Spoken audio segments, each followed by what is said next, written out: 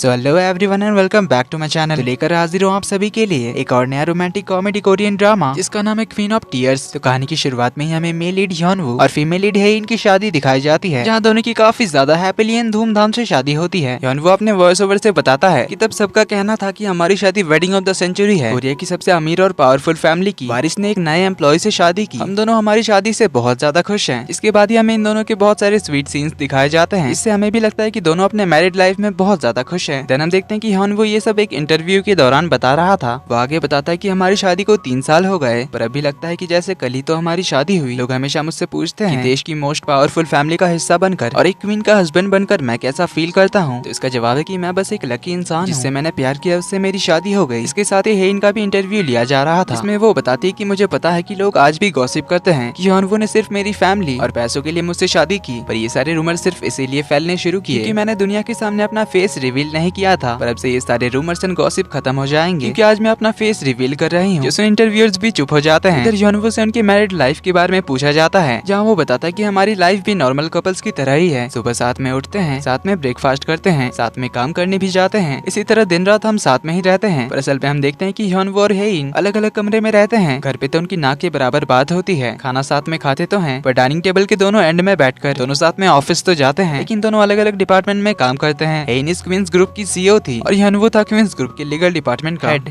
यानी वो एक लॉयर है। पर ये सब बताते हुए ह्योनवू का भी चेहरा एक पल के लिए उतर जाता है, पर फिर अपने चेहरे पर फेक स्माइल लाते हुए कहता है कि हम दोनों दिन रात एक साथ ही रहते हैं, इससे मैं बहुत ज्यादा खुश हूँ। इधर हेइन से उनकी पहली मुलाकात के बारे में पूछा जाता है, तो हेइन बताती है कि 5 साल पहले मैं अब्रॉड से वापस आई थी। तब मैंने क्वींस ग्रुप ज्वाइन किया, एक इंटर्न बनकर, बिल्कुल किसी अंडरकवर एजेंट की तरह, क्योंकि मेरी असली आइडेंटिटी के बारे में किसी को भी पता नहीं था। पर हेइन को तब कोई काम नहीं आता था, उसे तो फोटोकॉपियर भी चलाना नहीं आता था। अब मशीन ऑन नहीं हो रही थी, इसलिए हेइन तो उसे लात मारने लग जाती है। इसे तब ह्योनवू ने देखा था, तो वो आकर मशीन ऑन कर देता है। इसी तरह ह्योनवू ने बहुत बार हेइन की मदद की थी। हेइन कहती कि मुझे समझने में देर नहीं हुई कि ह्योनवू मुझे लाइक करता है, इसलिए मेरी मदद करने के बहाने मुझसे फ्लर्ट कर रहा है। पर जब उनकी पहली मुलाकात के बारे में ह्योनवू से पूछा जाता है, तो वो भी इसी इंसिडेंट से शुरू करता है और बताता है कि ऐसा कुछ नहीं था। हेइन फोटोकॉपियर को बहुत लात मार रही थी, तो मुझे चिंता थी उस फोटोकॉपियर की। पर इतनी बार हेइन की मदद करने के बाद मुझे हेइन के लिए भी फिक्र होने लगी, क्योंकि तब वो बस एक न्यू इंटर्न थी और उसे कुछ नहीं आता था। वो हर काम में गलती करती थी, इसीलिए सब लोग उसके बारे में गॉसिप करते थे। पर तब तक हेइन भी ह्योनवू को लाइक करने लगी थी। ह्योनवू को हेइन के बारे में गॉसिप सुनकर बिल्कुल भी अच्छा नहीं लगता था, इसीलिए एक दिन वो हेइन से कहता है अब ये गलती करना बंद करो वरना तुम्हें कंपनी से निकाल दिया जाएगा। हेइन कहती है मुझे फर्क नहीं पड़ता। इस पे ह्योनवू कहता है कि अगर तुम किसी दूसरे कंपनी में भी गई तो वहाँ से भी तुम्हें निकाल देंगे अगर तुम ऐसे ही काम करती रही तो। हेइन कुछ कहने जाती है उससे पहले ही ह्योनवू कहता है जब भी कोई सुपीरियर तुम्हें डांटता है तो मुझे दिल से बुरा लगता है, मुझे तुम्हारी बहुत फिक्र होती है। उस दिन हेइन उससे कहती है कि पर तुम्हें मेरे लिए दिल से बुरा क्यों लगता है, तुम्हें मेरी इतनी फिक्र क्यों होती है। इस पे ह्योनवू से कुछ कह नहीं पा रहा था। हेइन कहती कि जब मुझे डांट पड़ती है तो भला तुम्हें क्यों मेरी फिक्र होती है। ह्योनवू तो नर्वस होने लगता है। जो हेइन उससे कहती है कि अच्छे से इस बारे में सोचना और फिर मुझे बताना ऐसा क्यों होता है। ये बोलकर वो चली जाती है। फिर रात को ऑफिस बंद होने के बाद हेइन बाहर अपने ड्राइवर को कॉल करके आने के लिए कहती है। बहुत बारिश हो रही थी, तभी ह्योनवू यहाँ पर आता है और उससे पूछता है कि क्या तुम्हारे पास अम्ब्रेला नहीं है। हेइन कहती नहीं, तो ह्योनवू से अपना अम्ब्रेला ऑफर करता है और कहता है कि तुम्हें हमेशा मदद की जरूरत पड़ती है और तुम्हें परेशान देखना मुझे अच्छा नहीं लगता। उसने हेइन उससे पूछती है कि पहले तो तुम्हें मेरी फिक्र होती थी और अब तुम मुझे परेशानी में देख नहीं सकते, ऐसा क्यों। तो ह्योनवू से हिम्मत करके बताने लगता है कि मैंने तुम्हें इस बारे में नहीं बताया था क्योंकि मुझे लगा था कि तुम इससे अनकंफर्टेबल फील करोगी, बट मैं तुम्हें बताना चाहता हूँ कि मैं सियोल नेशनल यूनिवर्सिटी के लॉ स्कूल का ग्रेजुएट हूँ। मेरा घर है योंगदुरी टाउन में, जहाँ मेरी फैमिली रहती है। मेरे पेरेंट्स पूरे टाउन में बहुत रेस्पेक्टेड हैं। हमारे पास 35 से भी ज्यादा गाय है और मैंने यहाँ शहर में 2 साल के लिए एक अपार्टमेंट लीज पे भी लिया है, यानी मुझे हर महीने रेंट पे करने की भी चिंता नहीं है। तुम्हें लग रहा होगा कि मैं ये सब क्यों बता रहा हूँ, मेरा मतलब बस यही था कि मेरे पास अच्छे खासे कुछ सेविंग्स हैं। हेइन पूछती फिर तुम कहना क्या चाहते हो। ह्योनवू कहते कि अगर तुम्हें इस जॉब से निकाल भी दिया गया और अगर आगे तुम्हें कोई जॉब नहीं मिली तब भी मैं तुम्हारा ख्याल रख सकता हूँ। जिसमें हेइन थोड़ी सरप्राइज्ड होती है। ह्योनवू कहता है कि ऑनेस्टली कहूँ तो मैं हमेशा से ही यही चाहता था कि मेरी फ्यूचर वाइफ भी जॉब करे, पर अगर वो तुम होगी तो मैं अकेले भी जॉब करके हमारा घर चला लूंगा। हेइन तो उसका कन्फ्यूजन सुनकर शॉक्ड रह जाती है। उसे कुछ कहने जाती है पर उससे पहले ही ह्योनवू से कह देता है कि मैं तुम्हें लाइक करता हूँ। अब हेइन भी उसे कोई जवाब नहीं दे पा रही थी। जिसमें ह्योनवू कहता है कि तुम्हें आज जवाब देने की कोई जरूरत नहीं है, इसीलिए ज्यादा प्रेशर मत लेना। ये बोलकर उसे अपना अम्ब्रेला देता है और कहता है कि भीगना मत। हेइन उसे अम्ब्रेला नहीं ले रही थी, उसे कुछ कहने जाती है पर उससे पहले ही ह्योनवू कहता है कि अपना ख्याल रखना और ये बोलकर वो बारिश में ही निकल जाता है। उसे जाते हुए देखकर हेइन कहती है कि मैं तो कह रही थी कि मेरा ड्राइवर मुझे पिक करने के लिए आने वाला है। पर इसके बाद तो हेइन और ज्यादा इंप्रेस हो गई थी और ह्योनवू को लाइक करने लगी थी। कमिंग बैक टू प्रेजेंट, हेइन बताती है कि ऐसे हमारी लव स्टोरी की शुरुआत हुई थी। हमने काफी टाइम तक डेट किया, पर जैसे उसे मेरी फैमिली के बारे में पता चला वो रिजाइन देकर अपने होम टाउन चला गया। मेरे कॉल्स इग्नोर करने लगे, उससे बात करना बंद कर दिया, फ्लैशबैक में हम देखते हैं यॉनवू अपने रूम में था और हेइन को ही याद कर रहा था। तभी उसके फोन पर हेइन का मैसेज आता है जिसमें वो यॉनवू को बाहर आने के लिए कहती है। तभी यॉनवू को हेलीकॉप्टर की आवाज सुनाई देती है। बाहर आकर देखता है तो उनके खेत में एक हेलीकॉप्टर लैंड करता है जिसमें से हेइन निकलती है, जिसे देख टाउन के सब लोग तो हैरान रह जाते हैं। दोनों एक दूसरे के आमने सामने होते हैं। हेइन चिल्लाकर कहती कि क्या तुम मुझे ऐसे ही छोड़ दोगे। अब यॉनवू भी उससे बहुत प्यार करता था, इसलिए वो भाग कर जाता है, उसे गले लगा लेता है। इससे दोनों ही बहुत खुश होते हैं। कमिंग बैक टू प्रेजेंट, यॉनवू बताता है कि उस दिन हेइन को देखकर ऐसा लगा था कि वो हेवन से उतरी कोई एंजल है, इतनी ज्यादा ब्यूटीफुल थी। इंटरव्यूअर पूछते कि पहले ब्यूटीफुल लगती थी यानी कि अब नहीं लगती।